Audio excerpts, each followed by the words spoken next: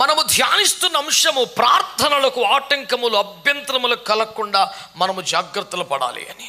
ఏ ప్రార్థనకు అభ్యంతరం కలిగితే ఏమవుద్ది? ఆ పూట కాగుద్ది, మరుపూట వీలైనప్పుడు చేసుకుంటాం. రోజుకు గంట చేసుకోవాలని తీర్మానం, వాళ్ళ కొత్త లేదా 2 గంటలు చేసుకుంటాం. ఇప్పుడు ఏమైపోయింది? పేకల మీదకి వచ్చినట్లు కొంపలు మునిగిపోయినట్టుగా దాని గురించి ఒక సందేశం. మళ్ళీని ప్రార్థనలకు అభ్యంతరము కలగకుండా జ్ఞానముతో కాపురం అవసరమా? ఇప్పుడు ఇవన్నీ ఏమైపోద్ది? కుటుంబం అన్నాక, సంసారం అన్నాక, కాపురం అన్నాక, దాంపత్యం అన్నాక అదొక ఆటుపోట్లు ప్రపంచం, సాగర సంగమం, ప్రయాణం, సముద్రంలో ఈత కొట్టుకోవటం మామూలు విషయం కాదు. ఇవన్నీ సహజం, కానీ it's okay, it happens to everybody, even to the intellectual people who can manage everything in a wonderful వే అని వాక్కురిచ్చే మేధావులు కుప్పలు తెప్పలు ఉన్నారు. కానీ ప్రభు చెబుతున్నాడు, ప్రార్థనలకు ఆటంకం అభ్యంతరం కలగకుండా జ్ఞానంగా బతకండి అని. అంటే ఎవడయ్యా జ్ఞాని అని అడిగితే సాధారణంగా మనం చెప్పేది సమయమును సద్వినియోగం చేసుకునేవాడు అని. దానితో పాటుగా ఎవడయ్యా జ్ఞాని అంటే ప్రార్థనలకు అభ్యంతరాలు రాకుండా అన్ని జాగ్రత్తగా సర్దుబాటు చేసుకుని సిద్ధపడతాడే అతడు జ్ఞానం కలిగిన వాడు అని వాక్యం ద్వారా మనం గ్రహిస్తాం. ఆమేన్, ఆమేన్. చాలామంది భూమి మీద చాలా తెలివైన వారుగా కనపడేవారు, మాట్లాడేవారు తమ చదువులలో అత్యవసర మార్కులతో కనబడుతూ తమ రంగములో విఫలులుగా కనబడుతూ ఉంటారు. మాట్లాడితే కనుక చాలా తెలివిగా మాట్లాడతారు. అవి వాడితో అసలు వాగలేమరు బాబు, మాట్లాడలేము అసలు బాబోయ్, కాలుకే తేలికేసేస్తాడు, అటు మహామేధావి అనుకుంటాం. మరి అంత మేధావి అయితే తన రంగంలో వాడు ఎందుకు సక్సెస్ కావట్లేదు? పొద్దు నుంచి సాయంత్రం దాకా తిప్పలు పడి ఇంటికి వచ్చి శ్రమ పడినా అని పాడుతున్నాడు. వాడు ఆశా నిరాశయే ఇదే పాడుతున్నాడు. కానీ అని కదిపేవా వాడు ఇవ్వగలిగిన సలహాలు ఎవడు ఇవ్వలేకపోతున్నాడు. When you don't get success, what is the meaning of knowledge and wisdom you gain in your life? వేస్టే కదా. ప్రసంగం అంటాడు, ఇది గాలికై ప్రయాసపడ్డట్టే కదా, మొత్తం పోయిందిగా అంటాడు. కాబట్టి జ్ఞానమని దాని క్రియల వలన తెలియబడును అని సామెతల్లో కూడా మహాజ్ఞాని రాస్తాడు. ఇది జ్ఞానమని దాని క్రియల వలన. అందుచేత దేవుని వాక్యములో మనము ధ్యానిస్తున్న ఒక మంచి మాట, ప్రార్థనలకు అభ్యంతరము కలగకుండా చూసుకోవటం, ఏర్పాట్లు చేసుకోవటం, తగిన జాగ్రత్తలు తీసుకోవటం, తగు విధంగా సిద్ధపడటం ఒక ఆత్మ సంబంధమైన జ్ఞానం అని దేవుని వాక్యం తెలియజేస్తుంది. ఈ జ్ఞానం నాకు మీకు దేవుడు సమృద్ధిగా దయచేయనుగాక. మన ప్రార్థనలకు, దైనందిన ప్రార్థనలు కావచ్చు, నియామక కూడికలు కావచ్చు, సంఘ ప్రార్థనలు కావచ్చు, ప్రత్యేకమైన ప్రార్థనలు కావచ్చు, వాటికి అభ్యంతరము కలగకుండా మన అనుదిన జీవన శైలిని, కార్యములను క్రమపరచుకొనగలిగిన ఒక జ్ఞానం మనకు కావాలి. రాజైన దావీదు తను ఒక రాజుగా ఉండి కూడా రోజుకు 3 సార్లు కంపల్సరీగా ప్రార్థన చేసేవాడంట. ఆ 3 కాకుండా 7 సార్లు ప్రత్యేకంగా స్తుతి ఆరాధన చేసుకునేవాడట. ఈ 10 కాక వాక్యం చదువుతూ ఉండేవాడంట. పని పాట లేకుండా దర్జాగా కూర్చున్న రకం కాదుగా. తన రాజుగా ఏలుబడి చేసిన 40 ఏండ్ల పదవి కాలములో దాదాపు ఎప్పుడు యుద్ధాలు జరుగుతూనే ఉండేవిగా. ఎప్పుడో 1-2 సందర్భాలు తప్ప తాను సైన్యాన్ని పంపి ఇంటికాడు ఉండిపోయిన సందర్భాలు లేవుగా. తానే నేతృత్వం వహించి యుద్ధాలు చేశాడుగా. మరి యుద్ధ భూమిలో ఉండగా కూడా ప్రార్థన చేసేవాడు అన్నమాట. యుద్ధ భూమిలో ఉండగా కూడా పాటలు పాడుతూ దేవుని ఆరాధన చేసేవాడు అన్నమాట. దేవుని వాక్యమును ధ్యానం చేసుకునేవాడు అన్నమాట. అదేదో తూతు మంత్రం, తుమ్మకాయ మంత్రం లాగా మొక్కుబడి చదివిన రకమైతే దేవుని వాక్యం మీద 176 వచనాలు వ్రాయగలిగినంత వివరం ఆయన దగ్గర ఎందుకు ఉంటుంది? బాగానే ధ్యానం చేసేవాడు అన్నమాట. దేవా, నిన్ను బట్టి నీ వాక్యమును కీర్తించుచున్నాను అంటాడు. నీ నామం అంతటి కంటే నీవు ఇచ్చిన వాక్యమును గొప్ప చేసి ఉన్నావు అంటాడు. వాక్యాన్ని గురించి ఆయన ఎంత విపులంగా, వివరంగా, అత్యధికంగా ఇంకెవరు మాట్లాడలేదని అనిపిస్తుంది. అంతగా ధ్యానించబట్టే కదా ఆ లోతు ఆయనకు వచ్చింది. మరి ఖాళీ మనిషా? మరి 3 సార్లు ప్రార్థన, 7 సార్లు ఆరాధన, నిరంతర వాక్య ధ్యానం, ఒక పని పాట లేనివాడు కూడా కుదిరి సత్తలేదు కదా. అంత బిజీగా ఉండే రాజుగారికి ఎలా కుదిరిందంటే that was all his time management. సమయాన్ని అలా చక్కగా ప్లాన్ చేసుకున్నాడు అంతే. రాజు అయిన దావీదుకు రోజుకు 48 గంటలు అనుగ్రహించబడ్డాయా? ఇవే 24 గంటలు కదా. ఆయన కూడా తిన్నాడుగా, ఆయన కూడా నిద్రపోయాడుగా. మామూలు మనిషే కదా, దేవదూత ఏం కాదు కదా. ఇంత బిజీగా ఉండే ఒక రాజుగారికి 3 సార్లు ప్రార్థన, 7 సార్లు ఆరాధన, నిరంతర వాక్య ధ్యానం సాధ్యమైతే రోజుకు 8 గంటలు మాత్రమే పనిచేసే ఉద్యోగస్తులకు ఎందుకు సాధ్యమవదు? రోజుకి 8 గంటలు మాత్రమే స్కూలుకో కళాశాలకు వెళ్ళే విద్యార్థులకు ఎందుకు సాధ్యం కాదు? రోజు 1 గంట 2 గంటలు మాత్రమే ప్రసంగించే పాస్టర్లకి ఎందుకు సాధ్యం కావట్లేదు? అయితే సమయాన్ని విలువ ఎరగకుండా వ్యర్థపరిచే వాళ్ళని అయి ఉండాలి. కాల విలువ నీకు తెలియకపోయినా కష్టాల పాలయ్యేదవు. ఆ ఒక్క ముఖ్య గుర్తుంది నాకు. ఓ సహోదరుని పాడితే ఒక మీటింగ్లో విన్నా.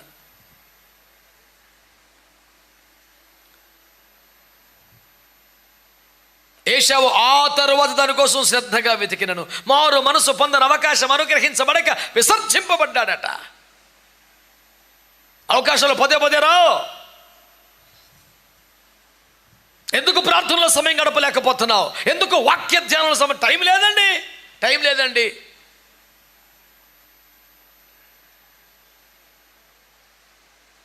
ఈ రోజున దేవుని వాక్యం ద్వారా నేను మీకు హెచ్చరిక చేస్తున్నాను. సమయాన్ని సద్వినియోగం చేసుకోవటమే జ్ఞానం అయితే, ప్రార్థన సమయానికి ఏది అడ్డు రాకుండా చూసుకోగలగటం కూడా ఖచ్చితంగా జ్ఞానమే. ఈ జ్ఞానం దేవుడు మనల్ని నింపునుగాక. ఆమెను అనండి మంచిగా. హల్లెలూయా, హల్లెలూయా. చాలామంది క్రైస్తవులము, చాలామంది సేవకులము ప్రార్థన చేయవలసిన సమయంలో కూడా ప్రార్థన చేయలేకపోతుంటే, అందరూ ప్రార్థనలు చేస్తున్న గడియలలో కూడా ప్రార్థనలు చేయలేకపోతూ ఉంటే, ఎవరు ప్రార్థన చెయ్యని సందర్భాలలో కూడా ప్రార్థన చేసిన సందర్భాలు భక్తులు బైబిల్ గ్రంథంలో మనకు కనపడతారు. నేను గతంలో చెప్పాను, మీకు మరోసారి జ్ఞాపకం చేస్తాను మర్చిపోయే వాళ్ళ కోసం. అందరూ ప్రార్థనలు చేసే సమయాలలో కూడా ప్రార్థనలు చేయలేకపోతున్న పరిస్థితులు మనకుంటే, దాదాపుగా ఎవరు ప్రార్థన చెయ్యలేని సందర్భాలలో కూడా ప్రార్థన చేసిన పరిశుద్ధులు బైబిల్ గ్రంథంలో కనపడతారు మనకి. ఉదాహరణకి హన్నా ప్రార్థన చేస్తున్నప్పుడు ఏమని చెప్పింది? కారణం మిక్కిలి కోప కారణమును బట్టి నేను ప్రార్థన చేస్తున్నాను. పిచ్చి కోపం వస్తే ఎవరు సార్ ప్రార్థనలో టైం స్పెండ్ చేయగలుగుతారు? ఆకాశం తెరవబడినట్టుగా, దేవుడు దిగి వచ్చినట్లుగా, వెంటనే అద్భుతము చేయనంతగా ప్రార్థనలో పెన్నుగులాడగలిగిన ఒక మంచి సందర్భం ఉపవాస కూటం కాదు, పరిశుద్ధాత్మ అభిషేకం కూటం కాదు, పిచ్చుకోపం వచ్చినప్పుడు.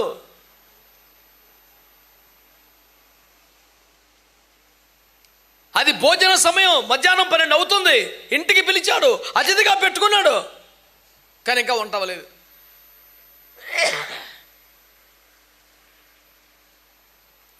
మరి ఆ మాత్రం ఎందుకు కేకేసేమని చిరాకు పడిపోయి, చురుగ్గా ఉండాలి బాబు అని క్లాస్ పీకేసి, సైలెంట్గా కోపం వెళ్ళిపోయి హోటల్లో తినేసి, చచ్చని కొమ్మకి చెప్పడం అని చెప్పించేసి, అక్కడ రాసింది వంట ఆలస్యమైంది, పేతురు గారికి కూడా పెద్దగా ఆకలి అవ్వలేదు. పేతురు ఆకలి గునేను, పాపం ఆకలి అవుతుందంట, చూస్తే అక్కడ ఇంకా వండుతున్నారు వాళ్ళు. చిరాకు పడిపోయి ఇసుకుపోయి మంచమే పడుకొని దొల్లేసి టీవీ పెట్టుకొని చూసేసి మిద్దె మీదకి ఎక్కేసి మిట్ట మధ్యాహ్నం ప్రార్థన చేస్తున్నాడంట. అది కూడా ప్రభువులకు బుద్ధి దయచేయి, జ్ఞానము దయచేయి, త్వరపెట్టు, వెంటనే ఏలియా వద్దకు పంపిన ఒక కాకిని పంపున, ఆయన నేను ఆస్తుని జ్ఞాపకం చేసుకో. ఆ ఏడుపు లేదా? ఏం చేశాడు? ప్రార్థన చేస్తూ పరవశుడైపోతే ఆ ఎండపూట మిద్దె మీద ఏమండి వెంటనే దేవుడు అతనికి టిఫిన్ పెట్టాను. చేయవలసిన భవిష్యత్ కాలపు సేవ మొత్తం చూపించాడండి.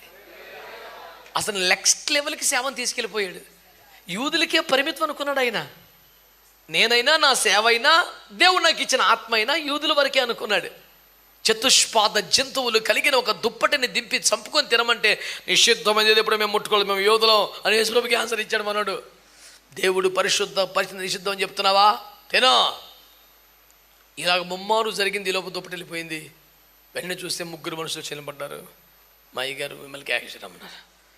అక్కడ దేవుడు తడవు చేయక బయలుదేరు అనాలి కదా. యాక్చువల్గా భేదమేమీ చెప్పక ఇల్లు అన్నాడు. ఎందుకంటే మీరు అన్యులో, మేము యోధులు, మేము రా అంటాడు మనోడు. గ్యారంటీగా ఆ మూమెంట్లో ఉన్నాడు. ఇది మాది, ఎవడు పడతాడు కాదు. భేదమేమి చెప్పకుండా వెళ్ళు, నేనే పంపించానంట. సరే ప్రభు. అక్కడికి వెళ్ళాక కూడా వాళ్ళ మీదకి ఆత్మ వచ్చేసరికి అన్ని జనులు సైతం ఆత్మతో నింపబడి చూసి మేము విస్మయం అనేది అన్నాడికి ఆశ్చర్యం వేసిన. ఇలా కూడానా మాకు వస్తుంది, వీళ్ళకెందుకు వస్తుంది అన్న ఫీలింగ్లో ఉన్నాడు పెద్ద మనిషి.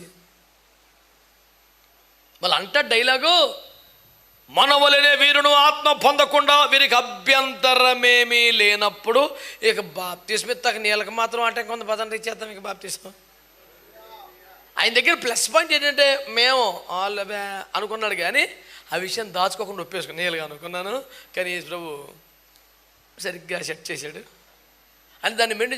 మరి మేము ముందే ఊహించాము, మా లోపల మాకు అంతరాత్మ ఈ విధంగా చెబుతూనే ఉన్నాడు. ఇలాంటి మేకప్ పనులు ఏం చేయకుండా యథార్థంగా చెప్పాను. నేను ఇలాగ అనుకున్నాను, కానీ అంచనాలకు మించిపోయి దేవుడు కార్యం చేశాడు అని యథార్థంగా ఒప్పేసుకున్నాడు. ఆ చిన్న పిల్లాడి మనసు ఉందే, యథార్థంగా మెయింటైన్ చేయకుండా, భేషజాలకి పోకుండా, యాక్చువల్ నేను ఇలా ఫీల్ అయిన బాబు, నేను కూడా ఊహించలేదు బాబు ఇలా జరుగుతుంది, మాకు ముందే తెలుసు, ఆత్మలో దేవుడు మాకు ముందే బయలుపరిచాడని ఈ పని హిమాలయ డబ్బా కొట్టు పనులు చేయకుండా యథార్థంగా ఉన్నాడు. చూడు, దేవుడికి నచ్చేసాడు ఆ పాయింట్ మీద. మీకు ఎందుకు నచ్చలేదో నాకు తెలియదు. మరి హల్లెలూయా చెప్పారా అందరూ? హల్లెలూయా హల్లెలూయా. బైబిల్ గ్రంథములోని పరిశుద్ధులు ప్రార్థన చేయుటకు అనుకూలము కాని ప్రతికూల పరిస్థితులలో సాధారణంగా ఎవడు ప్రార్థన చెయ్యని సందర్భాలలో కూడా ప్రార్థన చేశారు. మొక్కుబడి ప్రార్థన కాదు, అవసరం కోసం కాదు, ఆత్మతో నింపబడి ఆత్మవశులైపోయి పరవశులైపోయి దేవుని ఆత్మ చేత ఎత్తబడి దేవలోకమునికి వెళ్ళి ఆ సంగతులు చూసి తదుపరి లెవెల్కి సంబంధించిన సేవను, దర్శనాన్ని, ప్రత్యక్షతను పొంది దేవుని రాజ్య నిర్మాణంలో ఘనముగా వాడబడ్డారు. దేవునికి స్తోత్రం కలుగునగాక. ప్రార్థనకు అభ్యంతరం కలగకుండా చూసుకోవాలి. ప్రార్థన సమయం ఆటంకపరచబడకుండా చూసుకోవాలి. ప్రార్థన సమయానికి ఆటంకాలు రాకుండా చూసుకోవాలి. యేసుప్రభు వాళ్ళని పంపించేశాడు. పరమగీత కన్యక షోలమితి వాళ్ళతో ప్రమాణం చేయించుకుంది. గత వారం ఈ మాటలు మనం జ్ఞాపకం చేసుకుంటున్నాం. పిల్లరా, నా ప్రార్థన జీవితం, నా ప్రార్థన సమయం ఏ స్థితిలో కూడా అభ్యంతరపరచబడకుండా, ఆటంకపరచబడకుండా నేనే జాగ్రత్తలు తీసుకుంటాను అనే తీర్మానం ఉన్న వాళ్ళు గట్టిగానండి. అది మీరు ఇంకెవడికి డ్యూటీ అయ్యబాకు. ప్రేయర్ రూమ్లోకి వెళ్ళినప్పుడు సెల్ ఫోన్ తీసుకెళ్తానని చెప్పిన వాళ్ళు చేతులు ఎత్తండి. పోయావు, మొత్తం నాశనం అయిపోయినట్టే కూటం. ప్రేయర్ రూమ్లోకి సెల్ ఫోన్ అట్టుకెళ్ళేవాడికి ఎంత కొంపలంటూ పోతాయి అబ్బాయి. దాన్ని పీక నొక్కి చంపి అవతల పడి వెళ్ళిపోవాలి. వీడేమని చేస్తాడే, గంట ప్రార్థనకి పెట్టుకుంటాడు అలారం గంటకే. వీడు 55 నిమిషాలు ఉత్తిదే సుత్తి నడవల. ఆ కరెక్ట్గా 5 నిమిషాల్లోనే దేవుని ఆత్మ సంధించాడు, ఆత్మవశుడయ్యాడు. ఇక ఆత్మలో లీనమైపోయి ఆత్మతో నింపబడి అన్ని భాషల్లో ప్రార్థన చేస్తాడు. ఇది మోగేస్తుంది, దానికేం తెలిసి గొడవంతా. ఇది గంట పెట్టుకెళ్ళాడు కదా, కీ కీ అంటుంది. అప్పుడు వెంటనే యేసు నామమున అడుగుచున్నాము తండ్రి. సర్వనాశనం అయిపోయింది జీవితం. ఇక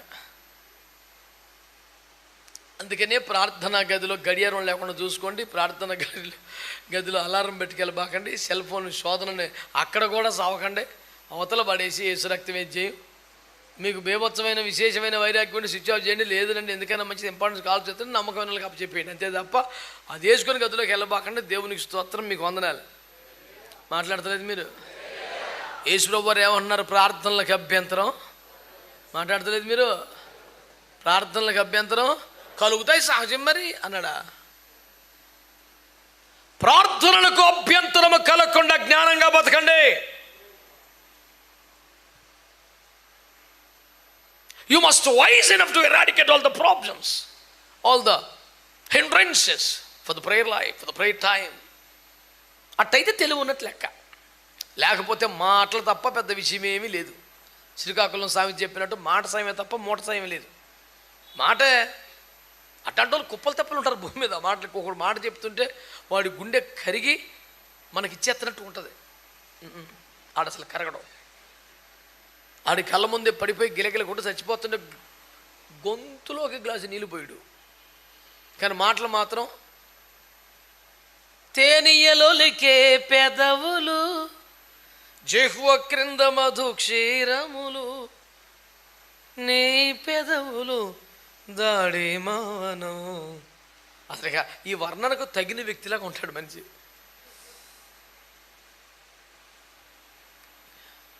ఆ సహోదరుడు మాట్లాడుతుంటేనండి ఆహా, అంత హాయిగా అనిపించి అమ్మమ్మ పండు తినేసింది, నీకు తెలీదు. మాటలకి అమ్మకునంగానే నువ్వు అమ్మ ఇంకా ఆమె ప్రైజ్లాడంటూ కంపులంటూ పోతాయి. చెవి మాట వినునని బైబిల్లో లేదు కదా. చెవి మాటను పరీక్షించు. నీకు విన్న మాటను పరీక్షించాలి. ఇది ఏంటిది? ఆత్మ చెప్పు సంగతులు ఏమన్నా ఇంకేమన్నానా? ఇది యేసు ఆత్మ, ఇది వేరొక ఆత్మ. మరి ఆ మాత్రం హలో అనగానే ఆ హలో ఎవరో మనకు అర్థమైపోదా? నేను కొత్త వాళ్ళు అయితే ఓకే, పాత వాళ్ళు ఎవరైనా నేను ఫోన్ చేస్తే హలో అంటే ఇక్కడికి మళ్ళీ జీవితంలో ఫోన్ చేయను. ఇంకదే లాస్ట్. నేను ఫోన్ చేసి హలో అనగానే హలో అనడానికో ఇక నా కాడికి అదే చివరి ఫోను. ఎందుకంటే నా కుమారుడు రోజు మాట్లాడతాం. హలో ఎవరో? ఇక మీదట నీవు నన్ను ఎరిగినా నేను నిన్ను ఎరగను. మరి విశేషముగా దేవుని చేత ఎరగబడని వాడవైనట్టు నువ్వు మాట్లాడావు కనుక ఇంతే సంగతులు. సోదర, చెవి మాటలు పరీక్షించాలి. హలో అనగానే ఇది ఎవడు స్వరమో? అయ్యో అంత అమాయకమేదటండి. ప్రభుకి స్తోత్రం. నా ఆత్మ నరులు తెల్లప్పుడు మాట్లాడదా, ఒకసారి 2 సార్లు అయితే మనుషులు దాన్ని లక్ష్య పెట్టట్లేదు. నాడు తెలివి ఉండలేదు. మరి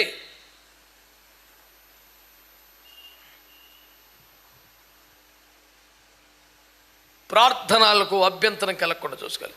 ఒకవేళ అభ్యంతరం కలిగితే ఏమవుతుంది? ఈ వారం అవుతుంది, నెక్స్ట్ వారం చేసుకుందాం. దానియేలు అనుకోలేదుగా.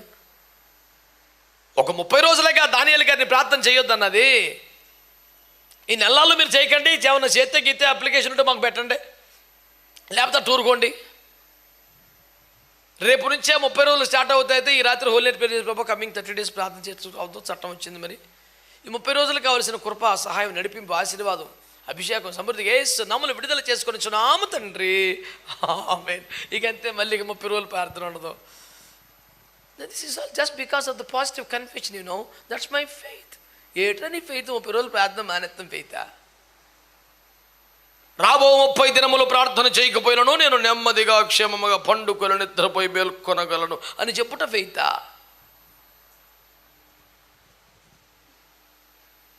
దానియేలు గారు ఏమన్నారండి? ఇట్టి శాస్త్రము చేయబడినని తాను ఎరిగియో ఎప్పటి ఎట్లు. ఆ పదం నాకు చాలా ఇష్టం. ఎప్పటి ఎట్లు. పరిస్థితులు మారినా, శోధనలు వచ్చినా, వ్యతిరేకతలు వచ్చినా, ఇబ్బందులు వచ్చినా ఎప్పటి మామూలుగానే. మామూలుగా అయితే మేము చేసేవాళ్ళం. మరికొన్ని పరిస్థితులను బట్టి ఎప్పటి ఎట్లు. గతంలో బాగానే ఉండేవాళ్ళు, ఈ మధ్య మరి ఎప్పటి ఎట్లు. ప్రార్థన చేసినందుకే చంపేద్దామనే చట్టం వస్తే కూడా ఎప్పటి మామూలే. అంటే ఎప్పటి మామూలు కాళ్ళకు వస్తుంది. రేపు నుంచి కిటికీలు వేసుకొని చేసుకుంటాం. కిటికీలు కూడా ఎత్తలేదు. పెద్దగా చేతులు ఎత్తకుండా సైలెంట్గా మంచం సాటుకు చేస్తాం. చేతులు ఎత్తి కిటికీలు తీసి. లోకం మారాలి, చట్టం మారాలి, ఏమన్నా మారాలి కాక నేను మటుకు మారిన ప్రార్థన చేసుకుంటాను అంతే. ప్రార్థనలకు అభ్యంతరం కలగకుండా చూసుకునే జ్ఞానం దేవుడు మనకు అనుగ్రహించును గాక. మంచిగా చెప్దామండి. ప్రియులారా, దేవుని బిడ్డలారా, ఒక మాట మీ దృష్టికి తీసుకొస్తా ఉన్నాను. ఒకవేళ ప్రార్థన లాగితే ఇప్పుడు ఏమైందండి? నెక్స్ట్ చేసుకోవచ్చు.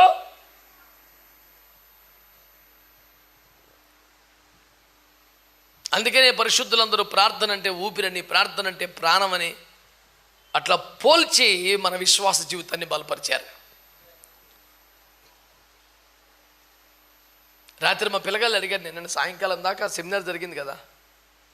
9 రోజులు రాత్రి పగలు ఒక్కొక్కడికి రాత్రి 12 అయిపోయింది, పొద్దున 4 మళ్ళీ నిద్ర నిప్పులు లేవు, తిండి తిప్పలు సరిగ్గా లేవు.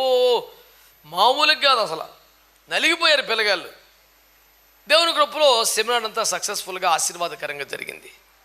దీనిని బట్టి గత రాత్రి మా బిడ్డల యొక్క సందేహం ఏంటి, 5:30 సమయం వచ్చి ఈరోజు కూడా ప్రేయర్ ఉంటుందా? గత 9 రోజులుగా నాన్ స్టాప్గా అడ్డాక ప్రార్థనేగా, మళ్ళీ రేపు పొద్దున అట్టాకు ప్రార్థనేగా, ఈ పూట కుదలొచ్చుగా. ఈరోజు కూడా ప్రేయర్ ఉంటుందా?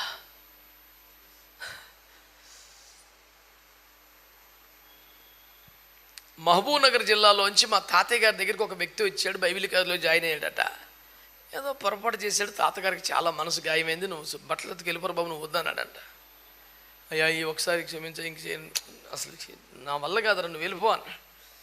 అడిగి అడిగి అడిగి అరే నీ తాన క్షమాపణే లేదా అనే అన్నాడంట. తాతయ్య గారికి విపరీతంగా నవ్వు వచ్చేసారు. లేకపోరా బాబు అంటే నీ దగ్గర క్షమాపణ లేదా అని ఆ జిల్లా భాషలో ఆట. ఇక నవ్వు కంట్రోల్ చేసుకోలేక సర్లే సర్లే ఇకపో అని.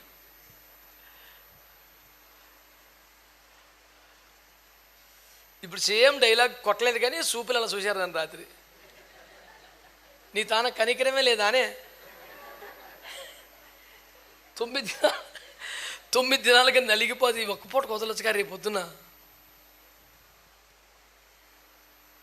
ప్రార్థనే నా ప్రాణము. స్కూలుకి సెలవు, డ్యూటీకి సెలవు, కానీ పేనానికి సెలవు ఇత్తట్రా.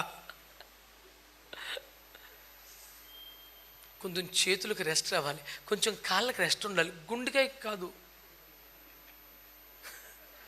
ప్రార్థన మనకు ప్రాణం. ఆమేన్, హల్లెలూయా. మా మమ్మీ చిన్నప్పుడు అనేది అన్నమాట, మమ్మీ వాళ్ళు సెలవు కదంటే స్కూలుకి కొడుక ప్రార్థనకు సెలవు ఉంటుంది. మమ్మీ వాళ్ళు సెలవు కదా మమ్మీ, సెలవు స్కూలుకి రా, ప్రార్థనకి ఎట్టా? ఊపిరికి సేవతాకి సెలవు ఉండకూడదునా, ఆడుతూనే ఉండాలి. దేవునికి ఇస్తూ అదేంటి చిన్నపిల్లల తత్వం ఏంటంటే స్కూలుకి అయితే ఏదైనా ఒక కూర చాలు, స్కూలుకి సెలవు వస్తే 2-3 వెరైటీలు కావాలి. మరి సెలవు వచ్చినందున ఐటమ్స్ పెరుగుతున్నాయిగా. ప్రార్థన మట్టికే సెలవా? ప్రార్థనకు అభ్యంతరము కలగకుండా చూసుకున్నటయే జ్ఞానమని దేవుని వాక్యం ద్వారా మనం గ్రహించాలి. ఆమేన్. ఏదన్నా పని దొరికితే, ఏదైనా ఓటీ దొరికితే, ఏదైనా ఎక్స్ట్రా డ్యూటీ దొరికితే, చుట్టాలు ఎవరినో అమ్మయ్య ఇవాళ ప్రార్థనకి ఎల్లక్కర్లొద్దు అనుకునే ప్రార్థన దొంగల వలె బతుకుచున్నావా? లేకపోతే ఇట్టి శాసనము చేయబడిన సంగతి తిరిగి ప్రార్థన చేస్తేనే అగ్నిగుండములో వేస్తారో, సింహాల బోన్లో పడేస్తారో అనే భయంకరమైన చట్టములు ఉన్నా ఎప్పటి మామూలుగా షెడ్యూల్ మార్చుకోకుండా నీ ప్రేయర్ టైంని ఏకాంతంగా పర్ఫెక్ట్గా మెయింటైన్ చేసి ఓ క్రమశిక్షణ కలిగిన యోధుడిగా నువ్వు మారిపోతున్నావు అనేది ఆలోచించుకోవాలి. ఆమేన్ చెప్పండి గట్టిగా. హల్లెలూయా, హల్లెలూయా. స్థిరమైన నిర్ణయం, ఉన్నత దర్శనం, క్రమమైన ప్రార్థన. ఎవరు? యేసయ్యా ఆ దానియేలులాగునా నన్ను జీవింపజేయవా. అత్యంత తక్కువ పదాలు ఉన్న అత్యంత విలువైన పాటల్లో ఇది ఒకటి. దైవజనుడు ఎంత అద్భుతంగా రాశాడు. దేవునికి స్తోత్రం కలుగునగా. పల్లె ఒకలైనా శరణం ఒకలైనా ఏముండదు గొడవ గోత్రం. గత 15-20 సంవత్సరాలుగా ఆంధ్ర రాష్ట్రాన్ని పట్టుకుని ఊపారు అతను దేశ రక్తం వేచి. నేను ఇది పాడుకొని ఇంతవరకు ఐఎఫ్జే కూటమి ఏది చేయలేదు. ఐఎఫ్జేలో కొన్ని వేల మంది సేవకులకి పరిపూర్ణంగా ఎక్కించేసాను దేశ రక్తం వేచి మన బైబిల్ స్కూల్స్లో అందరికీ. ఎందుకంటే గుర్తుపెట్టుకోవడానికి ఈజీగా ఉంది, చాలా అర్థవంతంగా ఉంది, సులువైన బాణీగా ఉంది. నాలాంటోడు కూడా పాడేసుకునే అవకాశం ఉంది. ఎట్ట వదిలి పెడతాం వేసి రక్తం చేయం. హల్లెలూయా, హల్లెలూయా. ఈ భారతదేశంలో ఒక దానియేలుగా జీవింపజేయ ప్రభా. ఎంత ₹1,00,00,000 మాట అది, మామూలు మాట, అమూల్యమైన మాట అది. దేవునికి స్తోత్రం కలుగునగా.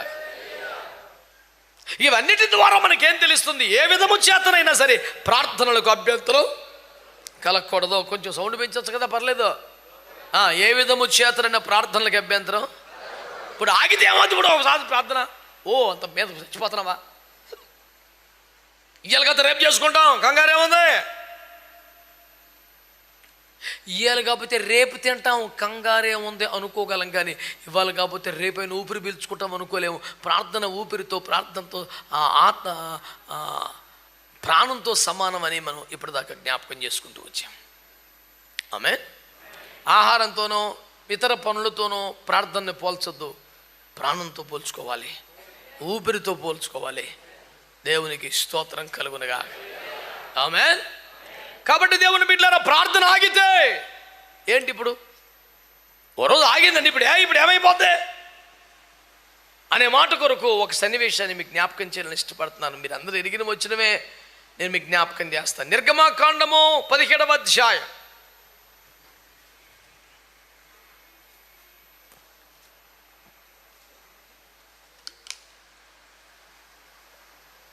నిర్గమ 17:11. మోషే తన చెయ్యి పైకెత్తినప్పుడు ఇశ్రాయేలీయులు గెలిచిరి. మోషే తన చెయ్యి దింపినప్పుడు అమాలేకీయులు గెలిచిరి. మోషే చేతులు బరువెక్కగా వారు ఒక రాయి తీసుకొని వచ్చి అతడు దాని మీద కూర్చున్నటకై దాన్ని వేసిరి. స్తోత్రం చెప్పండి ఒకసారి. తలలు పైకెత్తిన వైపు చూస్తూ అందరం దేవుని స్తోత్రం చెబుదామండి. హల్లెలూయా. దేవుని వాక్యం ఏమంటుందో చూడండి. ఇక్కడ మనం ఏ పాయింట్ దగ్గరికి వచ్చాము? ప్రార్థన ఆగితే ఇప్పుడు అయితే ఓ పూట అన్నది మనం వచ్చిన పాయింట్. అది of course that is the title of the message also. ప్రార్థన ఆగితే దైవజనుడైన మోషే కొండ మీదకి ఎక్కి 2 చేతులు పైకెత్తి, అయా నీ ప్రజలు ఓడిపోకూడదయా, నీ ప్రజలపై నీ శత్రువు ఆనందించకూడదు ప్రభా, విజయం సాధించకూడదు నాయన, వాడికి పై చేయి రాకూడదు ప్రభా, నీ ప్రజలను గెలిపించండి నాయన అని చేతులెత్తి ప్రార్థన చేస్తా ఉన్నాడు దైవజనుడైన మోషే. ఇతడు చేతులెత్తినంతసేపు చెప్పాలి, ఇజ్రాయేలు ప్రజలు గెలుస్తున్నారు. చేతులు బరువెక్కి, ఇంక చాలేని కానీ వద్దని కాదు, పర్వాలేదని కాదు, ఎంత చేద్దాం మనం కూడా మనుషులమే కాదు, కాస్త చేతులు నొప్పి పెట్టి బరువెక్కి ఓ క్షణం దించి మళ్ళీ చేతుతాడు. కాసేపటి కొరకు చేతులు దించితే ఈలోపే అమాలేకీయులు గెలుస్తున్నారంటే ఇశ్రాయేలు కొందరు చచ్చిపోతున్నారు. నా వైపు అందరు బాగా చూడండి, ఇలా చూడండి అయ్యా, ఇలా చూడండి. ఇప్పుడు మోషే చేతులు దించినప్పుడు కొంతమంది చచ్చిపోయారు. ఒక 10 మంది అనుకోండి. ఒక 3-4 సార్లు మధ్యలో అమ్మ బాబాయ్ ఒకసారి అట్లా దించి ఉండొచ్చు, మళ్ళీ వెంటనే చేతులు ఎత్తి అమ్మో నా బిడ్డలు ఓడిపోతున్నారంటే మళ్ళీ చేతులు ఎత్తుండొచ్చు. నేనేమంటానంటే ఈ 3-4 సార్లు ఉద్దేశపూర్వకంగా కాకపోయినా, కావాలని కాకపోయినా, నిర్లక్ష్యం కాకపోయినా, చేతులు బరువెక్కి చేతులు ఎత్తి ఉంచలేక చేతులు దించిన కారణంగా ఒక 40 మందో 50 మందో 100 మందో ఒకవేళ చనిపోయి ఉంటే ఇప్పుడు ఆ ప్రాణముల గురించిన దుఃఖం మోసేకుండదా? వారి కొరకే సమర్పించుకొని, వారి కొరకే శిఖరం ఎక్కి, వారి కొరకే అన్నపానములు మాని, వారి కొరకే చేతులు ఎత్తుతూ కూడా నేను చేతులు ఎత్తలేకపోయినందునే, నేను చేతులు దించినందునే వీళ్ళు చచ్చిపోయారు కదా, అయ్యో నా బిడ్డలు, నా దుఃఖం ఉండదా చెప్పండి? నేను అంటున్నాను, ఎంతసేపు మానేశాడు ప్రార్థన? చాలా స్వల్పకాలం, అయితే 1 నిమిషం 2-3 నిమిషాలు. ప్రభు నాతో మాట్లాడింది ఏమిటంటే ఆ 2-3 నిమిషాలు ప్రార్థన ఆగితే కొంతమంది చచ్చిపోయారు నాన్న. పతాక చేయాలా ప్రార్థన, ఎల్లప్పుడు చేయాలా ప్రార్థన, నిరంతరం చేయాలా ప్రార్థన. శరీరములో భూమి మీద బతుకుతున్న కాలములో మనకంటూ జీవన సంబంధమైన పనులు ఉంటాయి. 24/7 ప్రార్థన చేస్తూ కూర్చోడానికి సాధ్యం కాదు. కానీ దేవుని వాక్యం చెప్తుంది ఎల్లప్పుడూ ప్రార్థన చేస్తూ మెలకుగా ఉండండి అని.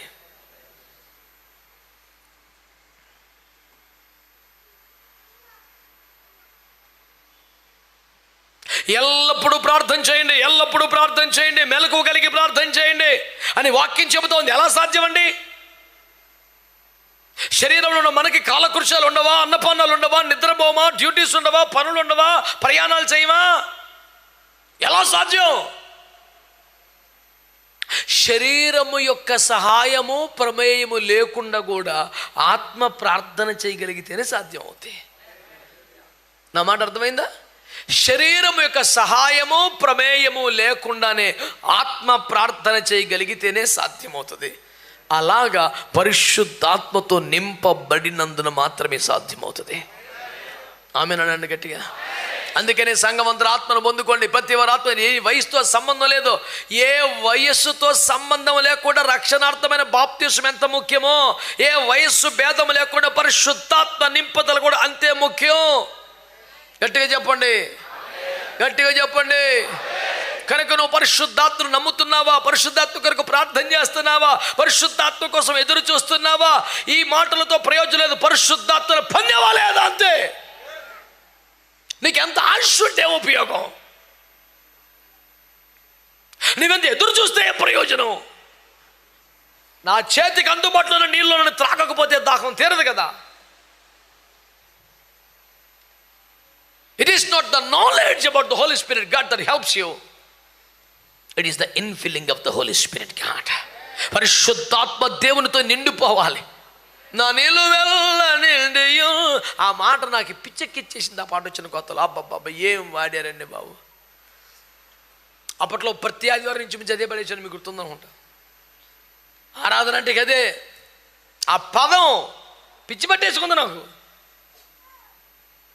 యేసయ్యా నిలువెల్ల నిండియున్నావా, అసలు ఆ పదం నన్ను అసలు కుదురు ఉండిచ్చేది కదా. అసలు నిలువెల్లా ఆయన నిండిపోవడం అనేది ఎంత ఖరీదైన భావన. అది వాస్తవం అయితే దానికి మించిన ఆధ్యాత్మిక ఔన్నత్యం లేదు. ఇంకా ఊహిస్తే అలాగుంటే, అనుభవిస్తే అది నిజంగా మన ఎక్స్పీరియన్స్ అయిపోతే ఎట్లుంటుందండి అది. అది అర్థం చేసుకున్నందుకే పిచ్చిలేస్తుంది అసలు. అమ్మో అని అది నిజంగా మన అనుభవం అయిపోతే అంతకు మించిన ఆధ్యాత్మిక స్థితి అండి చెప్పండి.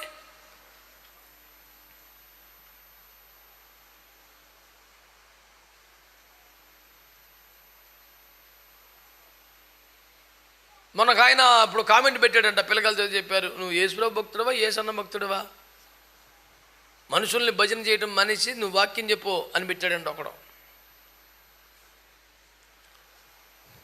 ప్రభువాడికి మారు మనసు కలిగించి నరకానికి వెళ్ళకుండా కాపాడి దేవుని సందులో నిలుపునుగాక.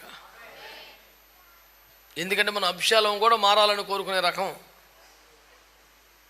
వాడు చచ్చిపోయి అభిషాలేమా అని ఎడుతాం కన్నా బతుకుండగానే మారాలని ఎడుతాం బెటర్ అనిపించింది. అన్ని మోసుకుపోయే గాడి దాగాలి, ఆడి జుట్టుని లాగేసే మస్తకే వృక్షం లేకుండా పోవాలి, ఆడి మీదకి వచ్చే యోవా భావాలు పోవాలి, ఆడు మానవ మనసు మంది రావాలి. ఇది మన ప్రార్థన. దేవుని స్తోత్రం. అడితే ఇంకొకడికి అప్పతాడు ఎవడాడు. నేను లాజికల్గా కాస్ట్లీగా తెలియక ఒక మాట అంటాను, చాలా తెలివైన మనుషులు కాబట్టి. ఏంటంటే బైబిల్లో ఉన్న కీర్తనలు ధ్యానించుటకును వివరించుటకును పనికొచ్చేవైతే నేటి పరిశుద్ధుల భక్తుల కీర్తనలు ఎందుకు నిషేధించబడి అవుతాయి?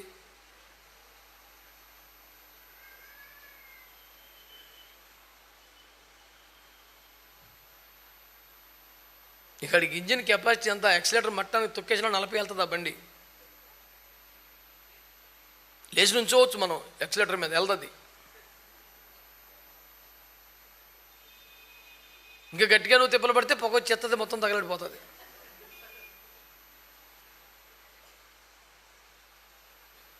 ఏమో 650 ఇంజిన్ ఎక్కించుకొని 6గురిని ఎక్కించుకొని నువ్వు ఘాట్ రోడ్లో తొక్కేస్తానంటే పొగలో సెగలే కదా. ఇంకా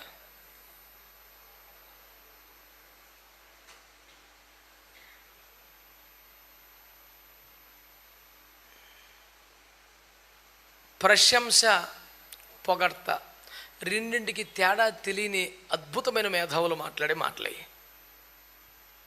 ఇప్పుడు పిల్లలు పరీక్ష పాస్ అయ్యారనుకోండి, మంచి మార్కులు తెచ్చుకోవాలనుకోండి, very good and that is appreciation, that is important, that is needed, you need to do that. Very good నాన్న, సాధించావు, గాడ్ బ్లెస్ యూ అనాలి. ప్రశంస అంటావు దాన్ని. పొగడత అంటే ఏంటి? నువ్వు కాబట్టి సాధించావు అంటే అది పొగడత. అందుకని ఒక మేధావి అన్నారు, ప్రశంస అమృతం అయితే పొగడత విషం. ఎవరైనా పని చేస్తే very good, well done, God bless you, keep it up, that is required. అది అమృతం. అసలు నువ్వు కాబట్టి చేసి నీలాగా ఎవరు చేయలేడు భూమి మీద అంటే ఆ రోజు అన్ని విశ్వసి చంపేసినట్టే మనం. అసలు ఇలాంటి తోటి ఉండదని నాటి తెలియక దేవుణ్ణి స్తుతిస్తున్నాం. దేవుణ్ణి బాగా స్తుతిస్తున్న వాడిని, స్తుతించినట్లుగా మనకు సహకరిస్తున్న వాడిని మనం మెచ్చుకుంటున్నాం, అభినందిస్తున్నాం. ఇది కూడా తెలియని వాడి కోసం ప్రార్థన చేస్తున్నాం. Happy long life with real repentance. దేవునికి స్తోత్రం. అందరూ చెప్పొచ్చు కదా. అది ఏంటి ఆడి బాధ నాకు అర్థమవుతో. ఒకడు మంచి తెలివిని మీకు చెప్తాను, సూపర్ తెలివి అంటే మీకు చెప్తాను. ఏమండి, హ్యాపీ బర్త్డే టు యూ అని ఒక తల్లి తన బిడ్డ కోసం పాడింది పుట్టినరోజున. ఆ తల్లికి వచ్చిన మెసేజ్ ఏంటి? నువ్వు దేవుని బిడ్డవా దయ్యం బిడ్డవా అని. అదేంది? నువ్వు ప్రభువు కొరకు పాడవలసిన నీవు నీ పిల్ల కొరకు పాట పాడతావా? నువ్వు పడిపోయావు. ఆ తల్లి నాకు, అయ్యా మరి ఇట్లాగా నేను నా బిడ్డకు సంవత్సరం అంతా దేవుడు కాపాడిన కృతజ్ఞతలో హ్యాపీ బర్త్డే అని పాడానయ్యా. దేవుని కొరకు పాడవలసిన నేను బిడ్డ కొరకు పాడుతున్నాను, నేను పడిపోయినట్టే అని అన్నారయ్యా. మరి నన్ను ఏం చేయమంటారయ్యా అంటే, ఏం చేయొద్దు బిడ్డ, నువ్వు మరోసారి బిడ్డ కోసం ఆ పాట పాడి ప్రార్థన చేయి, పర్లేదని చెప్పాను. మరి ఆయన ఇలా అన్నారు కదా అంటే, ఆల్రెడీ పాతాలను కూరుకుపోయినోడికి నువ్వు పడిపోతావు ఏమో తెలుసుద్ది, వదిలేసేయండి అని చెప్పాను. ఇప్పుడు happy birthday, God bless you, happy long life అని చెప్తే దీవించడం అంట, అది తప్పులేదంట. కానీ హ్యాపీ బర్త్డే టు యూ అని పాడితేనంట దేవుని కొరకు పాడవలసిన వాళ్ళు మనుషుల కొరకు పాడినట్టు. సన్నాసి రకమా, ఎవడోరా నువ్వు సన్నాసి అని. అంటే హ్యాపీ బర్త్డే అని చెప్తేనేమో అది దీవెన, హ్యాపీ బర్త్డే టు యూ అంటే దేవునికి బదులుగా మనుషులకు పాడి దేవుని అవమానపరిచినట్లు లెక్కంట. అసలు కనీసం మోకాల్లో కూడా ఉందా? పాదాలకు వచ్చేద్దాం, పాదాలకు వస్తే దడవబాకగా కాళ్ళు ఎలివేట్ చేసి కూర్చో. మాట్లాడే ముందు సోయి ఉండాలి ఆ ముఖానికి. ఓ రోడ్డు ఎక్కేస్తాం కదా, 90 రూపాయలు రీఛార్జ్ చేసుకుని 3 నెలలు ప్యానం తెస్తా, యూట్యూబ్లో కూర్చొని జనాల మీద దొరుకుతాయి. ఆ 90 రూపాయలు చికెన్ మటన్ కొనుక్కోరా, ప్రశాంతంగా తిను. ప్రోటీన్ బాగా అంది, తెలివితేటలు ఎత్తని మా బ్రదర్ చెప్తుంటారు అప్పుడప్పుడు. ఎవరా బ్రదర్ని అడగండి, తర్వాత మాడదాం. అవి ఆ దినం వరకు ముద్రించబడుకుంటు. దేవునికి స్తోత్రం చెప్పండి. పనికి మాలిన మాటలు పని బుద్ధి ఉందా? తల్లిదండ్రుల బిడ్డలను దీవించొద్దా? లేవీల బిడ్డలను దీవించొద్దా? పెద్దల పిల్లలను దీవించొద్దా? బైబిల్లో లేదా? అసలు ప్రజలు కూడా రాజు చిరంజీవిగా అనాలి. దైవజనుడు, ఆత్మీయ నాయకుడు యెహోవాను దీవించునుగా కంటే ప్రజలు కూడా తిరిగి యెహోషునే ఉన్నారు, దేవుడు నీకు తోడుగా ఉండనుగా అన్నారుగా. వీడికి జ్వరం వచ్చేస్తుంది. ఇప్పుడు ఒక 5 రోజుల పాటు ట్యాబ్లెట్లు వేసుకొని నా మాంసాహారం తినకుండా కుదురుగా ఉండు, జ్వరం తగ్గుద్ది. మతి శుద్ధి లేకుండా పనికి మాల మాటలు పట్టుకుని విమర్శించడానికి బతకడం ఏంటి? ఏం బతికిరది?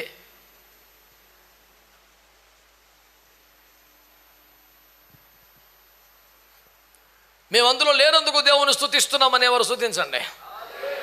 హల్లెలూయా, హల్లెలూయా. అందుచేత ప్రభువును మిక్కిలి ప్రియమైన దేవుని బిడ్డలారా, శ్రద్ధగా నా మాటలు ఆలకించాలి. మీరు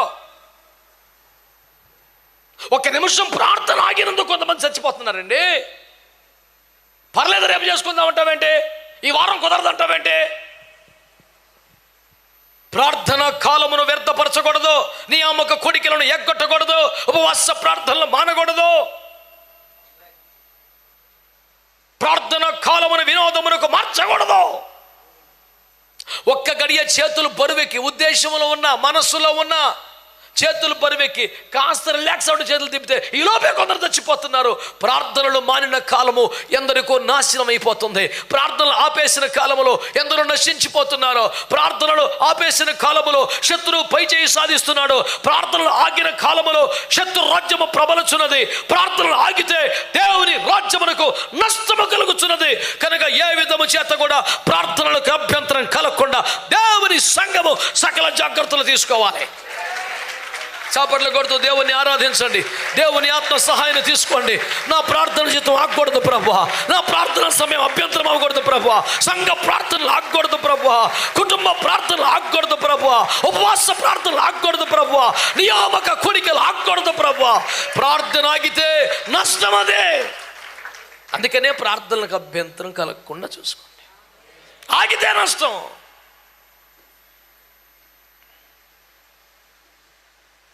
సేవకులారా, ప్రార్థనకు సమర్పించుకున్న బిడ్డలారా,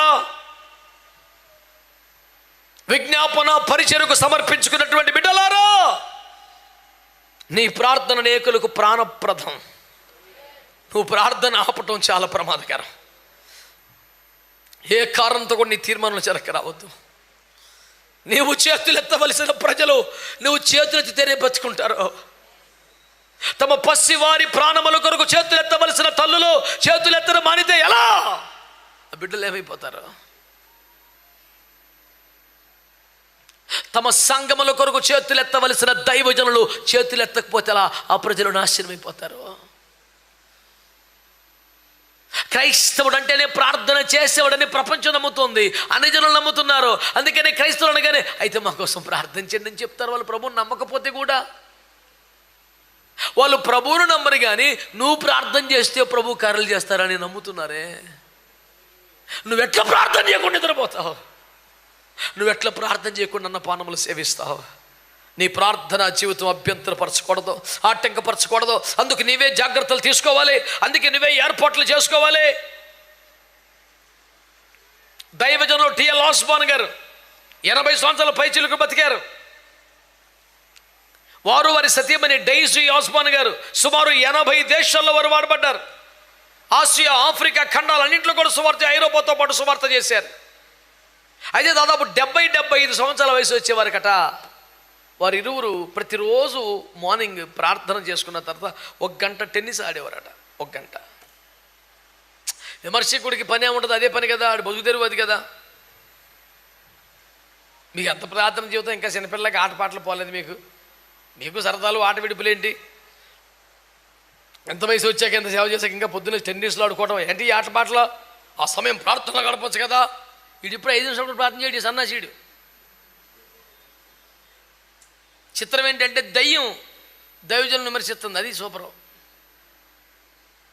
అప్పుడు ఆ దైవజనులు ఒక ఇంటర్వ్యూలో చెప్పారు, మాకు ఇప్పుడు 75 సంవత్సరాల వయసు, కంటిన్యూస్గా 16 అవర్స్ 18 అవర్స్ 20 అవర్స్ ఫ్లైట్లో కూర్చోవాల్సి వస్తుంది.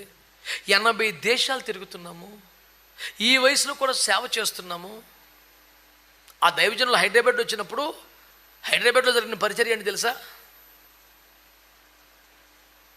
ఆయన లైన్ ఒకటే, యేసు చనిపోయి మట్టిలో కలిసిపోలేదు, ఆయన తిరిగి పునరుద్ధానుడయ్యాడు, సజీవుడిగా ఉన్నాడు. సజీవుడిగా ఉన్నాడు కాబట్టి ఆయన భూమి మీద సంచరించిన దినాల్లో ఏ ఏ కార్యాలు చేశారో ఇవాళ కూడా అలా అయితేనే తిరిగి లేచారని రుజువు, లేతే లేదు.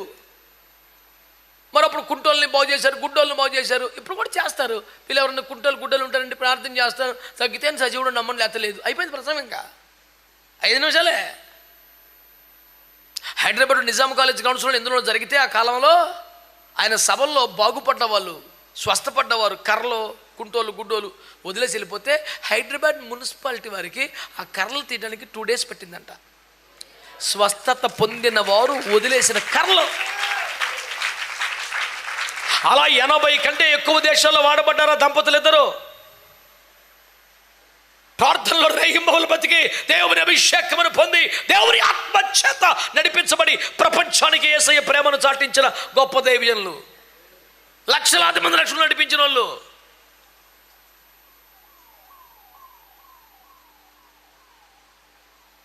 వాడు చనిపోకముందు చివరిగా మన గుంటూరుకు వచ్చారు. ఒక సభలో వారు పాలు పొందే, ప్రత్యక్షంగా పాలు పొందే ఒక కృపను, సంతోషాన్ని ప్రభు నాకు ఇచ్చారు. ఆయన ఫెమిలియర్ స్టేట్మెంట్ ఒకటి ఉంటుంది, we have travelled the globe, we came to know one thing, east or west people are same అంటాడు. That is my all time favourite statement. Westerns ఇలా ఉంటారు, ఈస్టర్న్స్ ఆయన సుత్తి, అది మనిషి ఎక్కడో ఒకటి అంటాడు ఆయన. సువార్త ప్రకటనలో ఒక్కొక్క ఏరియాకి ఒక్కొక్క రకంగా చెప్పాలనే నా అమాయకత్వం నుంచి కళ్ళు తెరిపించిన స్టేట్మెంట్ నాకు అది.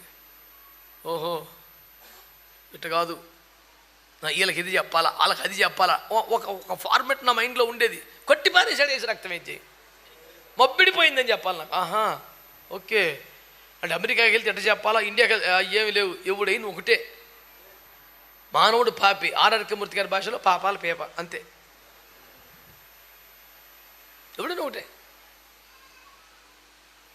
ఆయన చెప్పిన కారణం ఏంటంటే 16 గంటలు 18 గంటలు ఫ్లైట్లో కూర్చోవాలి, కూర్చోలేకపోతున్నాం, కాళ్ళు నొప్పులు చేస్తున్నాయి, మాకు ఈ వయసులో కూడా ఫిట్నెస్ కావాలి, అందుకే దేవుని సేవ కొరకు ప్రయాణములు చేసే ఆరోగ్యం, నిలబడి వాక్యం చెప్పే ఆరోగ్యం, నిలబడి స్వస్థత ప్రార్థించే ఆరోగ్యం కోసం రోజుకు 1 గంట అయినా మేము టెన్నిస్ ఆడుతున్నాం, లేకపోతే ఫిట్నెస్ ఉండలేదు, నీరసం వచ్చేస్తుందని.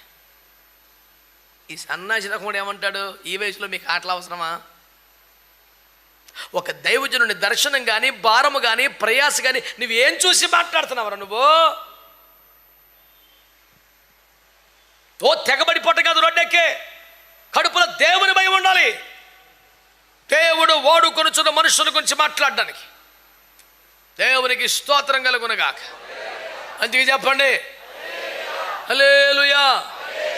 ఈ సన్నాసి రాకూడేమో ఏదో ఎస్కేరోత్ గారు అంటాడు, లోతు గారు అంటాడు, కయ్యను గారు అంటాడు, యేషవు గారు అంటాడు, ఈ పరిశుద్ధులందరినీ విమర్శిస్తూ ఉంటాడు. అంటే ఇడు ఏ వేచివాడు, ఈడే శిబిరంలో ఉంచి ఉన్నాడు, ఈడి వాయుస్ ఎవరిది, ఈడి ఆత్మ ఎవరిది, ఈడి గమ్యం ఎవరిది? యేసు రక్తమే జయం.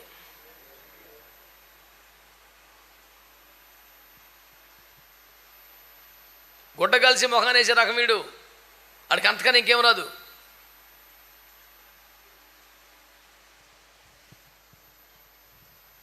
ఒక్క నిమిషం ప్రార్థన ఆగితే అనేక మంది చచ్చిపోతున్నారు. శరీరంతో ప్రార్థన చేయట అన్ని వేళలా సాధ్యం కాదు. నిద్రపోవాలి, ఆహారం తినాలి, పనులు చేసుకోవాలి. అందుకని ఆత్మతో నింపబడితే పరమగీత కన్యక అంటుంది, నేను నిద్రించి తినే కానీ నా ఆత్మ మేలుకొని ఉన్నది, నా ప్రియునితో మాట్లాడుతూ ఉన్నది. నిద్ర పోతుంటే కూడా నీ ఆత్మ మేలుకొని ఉంటుంది. ఆత్మతో నింపబడితే, అభిషేకము పొందితే, అన్య భాషల్లో ప్రార్థించే కృప వస్తే నీ ఆత్మ ప్రార్థిస్తూనే ఉంటుంది, దేవునితో ట్యూన్ అయిపోయి ఉంటుంది, అనుసంధానం అయిపోయి ఉంటుంది, ఆ ప్రార్థన కంటిన్యూ అవుతుంటుంది. ఎవడ తెగక ఎల్ల వేళలో ప్రార్థన చేసే కృప ఆత్మ పూర్ణులుగా ఉండటం ద్వారానే సాధ్యమవుతుంది. ఆ కృప పోగొట్టుకోకూడదు, మనం ఆ కృప సంపాదించుకోవాలి. మనం ఏదో వారానికి 1 గంట వచ్చి కూర్చోవటం, కుటుంబ ప్రార్థనలు మొక్కుబడిగా మోకరించడం, తెగలిసిపోయి 2 మెతుకులు తిని పడుకుని పోవటం, ఓరు బాబు పుసుకుమని రాకూడదు ఏమైపోతావు, నువ్వు చచ్చిపోతే ఎట్టిపోతావు. Actually I'm a very busy man, I'm a hard working person. I may not pray much time in prayer. A small prayer in the beginning of the morning and a small prayer in the night. That's it. The Lord is protecting me. అంటే వీడి ప్రార్థన target ఏంటి? వీడి కాపాడబట్టమే. శ్యామ ఇంటికి వచ్చేస్తే గడ్డి మెత్తకి వెళ్ళిన గేదె కూడా వచ్చేస్తుంది కదా, ఇంకదే నా టార్గెట్. ఇంకా నేను నా ప్రార్థన దేవుని ఎదురు అంగీకారం కాగలిపోతే ఇన్ని యాక్షన్లు జరుగుతున్న కాలంలో నేను క్షేమంగా ప్రతిరోజు ఇంటికి రావటం అంటే నాకు ప్రార్థన జీవితం లేదు ఎలాగనుకుంటున్నావు నువ్వు? మరి అవి కూడా వచ్చినాయిగా, ఏంటయ్యే? ఇంకదే బీభత్సమా? అంటే నువ్వు క్షేమంగా ఇంటికి వచ్చావు కాబట్టి నువ్వు ప్రార్థనా పరుడు అంటే అది తార్కానమా? మరి బాబోయ్, ఐన్స్టీన్ గారిని బుర్రలు అడిగారంటగా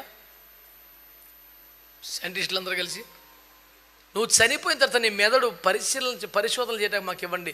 ఏంటి ఆ బ్రెయిన్, అందులో ఏముంటుంది చూడాలి, అసలు ఎంత నాలెడ్జ్ ఏంటని అడిగితే ఆయన అవయవదాన సంతకాలు పెడతారుగా, అట్లాగే బ్రెయిన్ పరిశోధనలకు ఇవ్వడానికి ఒప్పుకొని సంతకాలు పెట్టారంట. అయితే ఒక లెటర్ రాసి ఇచ్చారంట, ఇది నేను చచ్చిపోయాకే చదవాలి మీరు అన్నారంట. నేను బతికుండా ఓపెన్ చేద్దన్నారంట. చనిపోగానే బుర్ర ఓపెన్ చేసే ముందు కాగితం ఓపెన్ చేశారంట. అందులో రాశారంట, సరిగ్గా మీ మెదడు ఎంత ఉంటుందో నాది అంతే ఉంటుంది,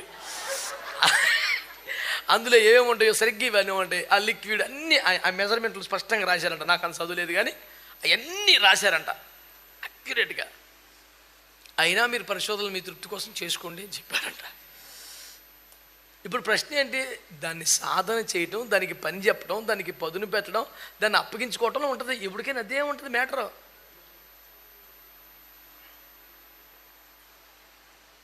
ఇప్పుడు అంత కాస్ట్లీ మాటలు నాకు రావు, కానీ నా రేంజ్లో అమాయకంగా కూడా చెప్తా. పూరి గుడిసెలో ఒక బల్బు, ఆడికి ఎంత కరెంట్ వస్తుందో 15 ఏసీలు పెట్టుకున్నాడు కొంప కూడా. నువ్వు టచ్ చేయి, ఎంత వస్తుంది ఇక్కడ కరెంటు, అందులో ఎంత వస్తుంది వాడుకునే దాన్ని బట్టి ఉంటుంది. ఆడు ఒక్క బుడ్డి పెట్టుకున్నాడు, ఇంకోటి ఫ్యాన్ పెట్టుకున్నాడు, ఏసీ రెక్టర్ వచ్చి ఇంకొకటి ఏసీలు పెట్టేశాడు, వాషింగ్ మిషన్లు పెట్టేశాడు. అదేరా బాబు సప్లై అయ్యేది. అందులో 240 యువతలు 5 సున్నాలు యువతలు 3 ఏం రావు. దేవుడు ఉండడు, దేవునికి స్తోత్రం. దాన్ని మనం ఎట్లా వాడుకున్నాం అన్నదే విషయం అండి. మీరేమంటలేదంటే నాకు అలాంటి పెద్ద పెద్ద విషయాలు తెలియదు, అంతేం లేదు. మంది కూడా ఇంటర్మీడియటే, మాకు పెద్ద విపరీతం సబ్జెక్టుని చెప్తున్నా, పేపర్ చదివి చెప్తున్నాను. బేభత్సమైన నాలెడ్జ్ ఏమి లేదు. నా పిల్లలు, నాతో ఉన్న సేవకులు నాకన్నా బాగా చదువుకున్న వాళ్ళే. కృపలో కొట్టుకుపోతున్నాం అంతే, యేసు రక్తమే చేయం. హల్లెలూయా చెప్పరా, హల్లెలూయా. It is not the head knowledge that we acquire from the world. It is knowledge of the Holy Spirit and Word of God. Amen. That can really enlighten your life. ఇతరులకు ఆశీర్వాదకరంగా మారిపోయింది. నా పాయింట్ ఒకటే, ప్రార్థన ఆపితే చచ్చిపోతున్నారు sir జనం. అందుకనే ప్రార్థనలు ఆగకుండా అభ్యంతరం రాకుండా చూసుకోమన్నాడు. ఆమేన్. ఆరోన్ తెగులు బయలుదేరిపోయింది, పరిగెత్తా. నీ దుపార్తులు బలిపీఠ బలిపలు వేసుకుని మృతులుగా సజీవులకు మధ్య నిలబడి ఎలా అని చెప్పంటే గబా ఇప్పుడు చెప్తే ఎలాగా, ముందు రాత్రి SMS పెట్టచ్చు కదా అనలేదు అహరోను. క్షణంలో పరిగెత్తికెళ్ళాడు బలిపీఠం. ఎందుకని? అహరోను బలిపీఠం మారిపోలేదు, అది మండుతున్న బలిపీఠం. అర్ధరాత్రి అపరాత్రి నువ్వు వచ్చినా సరే వెలిగే బలిపీఠం. అది ముందు చెప్పాలి కదా, ప్రిపేర్ చేసుకోలేదో. అది ఆరుని బలిపీఠం, అగ్గిని మండుతున్న బలిపీఠం. దుపార్తిని పట్టుకొచ్చాడో, నిప్పులు వేసుకున్నాడో, పొడి వేసాడో, పట్టుకుని నిలబడ్డాడో, మృతులకు సజీవుల మధ్య నిలబడ్డాడు. తెగిలి ఆగిపోయింది. కానీ అప్పటికే కొందరు చచ్చిపోయారుగా. ధూపం వేసే గ్యాపులో కొంతమంది పోతున్నారు. అందుకని ప్రార్థన ఆకూడదు. నువ్వు సిద్ధపడే గ్యాపులో, నిప్పులు నింపుకునే గ్యాపులో, పొడి చల్లే గ్యాపులో, మృతులకు సజీవులకు మధ్యలోకి వెళ్ళే గ్యాపులో కొంతమంది పోతున్నారు. అందుకని ప్రార్థనలో అభ్యంతరం కలగకూడదు. అందుకని గంటకొకరైనా ప్రార్థన చేసేవాళ్ళు కావాలి. మందిరాలు మూతపడకూడదు. ప్రతి గంట ప్రార్థన జరుగుతూనే ఉండాలి. ఒక్కొక్క గంట ఒకరు ప్రార్థన చేయాలి. ప్రార్థన చెయ్యని గంటలు నశించిపోతున్న వారికి ఎవరు బాధ్యత వహిస్తారు? అయ్యో నాశనమునకై జోగుతున్న వారి విషయమై నువ్వు మొర్రపెట్టవా? పాతాళము నోరు తెచ్చుకొని మెంగబోతా ఉంది. అనేకులు నాశనమైపోతున్నారు. క్షణానికి ఎంతమంది చనిపోతున్నారు లెక్కలు చెప్తున్నాయి. బాప్తిసం లేకుండానే లక్షల మంది చనిపోతున్నారు. అయ్యో బలహీన పడి బ్యాక్ స్లైడ్ అయిపోయి, చల్లారిపోయి, వెనక్కి తిరిగిపోయి నశించిపోతున్న వారు తిరిగి ప్రభు దగ్గరికి రాకముందే కొంతమంది లోకంలో వదిలిపెట్టి వెళ్ళిపోతున్న పరిస్థితులు వస్తున్నాయి. అయినా నువ్వు ప్రార్థన మానేస్తావా? అయినా ఉపవాసాలు మానేస్తావా? అయ్యా మోకాల జీవితం వద్దా? అయ్యా నశించిపోయిన ఆత్మల భారం నీకు లేదా? ప్రార్థన ఆగకూడదు. నా వంతు ప్రార్థన నేను చేస్తానండి. జకరియా దైవజనుడు ఏమన్నాడు? తన వంతు ధూపం 80 సంవత్సరాల వయసు వస్తేనే వేస్తున్నాడు. తనకే ప్రయోజనం లేకపోయినా, తన కుటుంబం పండకపోయినా తను ఇంకా ధూపం వేస్తానే ఉన్నాడు. నీ వంతు నువ్వు చేయాలా? తన వంతు ధూపం. ఆమేన్. ఈ పరిచర్యలో, ఈ మందిరంలో నా వంతు ధూపం నేను వేస్తాను అనేవారు ఆమేన్ చెప్పండి. నీకు ఇష్టమైన సమయమే, నీకు వీలైన సమయమే, నీకు సెలవున్న రోజునే, ఆ రోజు కూడా ఇంటి దగ్గర గడపకుండా, ఆ రోజు ఆదివారం కాకపోయినా, ఉపవాసుకోవటం కాకపోయినా, నీకు సెలవు వచ్చింది కాబట్టి బండి వేసుకుని రా, 1 గంట ప్రార్థన చేసి వెళ్ళు. అది నీకు ఆశీర్వాదకరం. అనేక మందులకి జీవమునిచ్చే సంగతి. అనేక మంది చావును ఆపొద్ది, అనేక మంది తెగులను ఆపొద్ది, అనేక మందిని ప్రమాదం నుంచి కాపాడొద్ది. మన ప్రార్థన విలువైనది, మన ప్రార్థన అవసరమైనది, మన ప్రార్థన ముఖ్యమైనది. మన ప్రార్థన కొరకు మందిరములు ఎదురు చూస్తున్నాయి, తలుపులు తెరవబడుతున్నాయి. వీళ్ళున్నప్పుడు రండి, ఖాళీ ఉంటే వీలు చేసుకొని రండి. ప్రార్థన ఆగితే అనేక ప్రాణాలు ఆగుతున్నాయి. ప్రార్థన ఆగకూడదు, ప్రార్థన ఆగకూడదు.